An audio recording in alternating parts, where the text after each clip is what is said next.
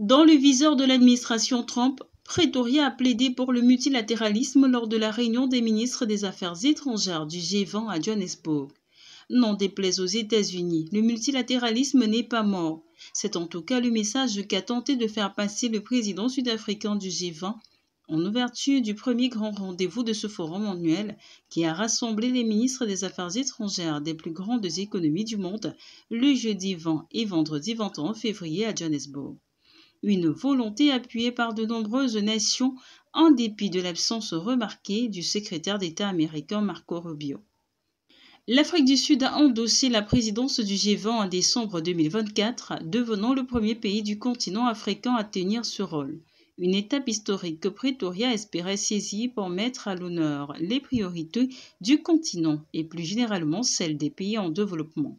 Un agenda résumé en 3 mots: solidarité, égalité et durabilité.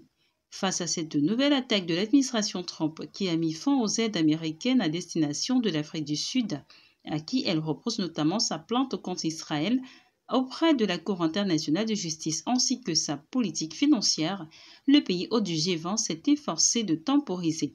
Ce n'est pas un boycott, a insisté le président sud-africain Cyril Ramaphosa au cours d'une conférence de presse, rappelant que les États-Unis étaient représentés par leur chargée d'affaires en Afrique du Sud, Dana Brown, qui assure le rôle d'ambassadrice par intérim depuis la démission de Ruben Bridgetti en novembre 2024.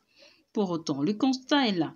Le désengagement manifeste de l'une des nations les plus puissantes du forum ne peut que nuire à la portée globale du rassemblement, ne serait-ce que parce qu'elle focalise l'attention des médias éclipsant à part l'agenda de la présidence sud-africaine.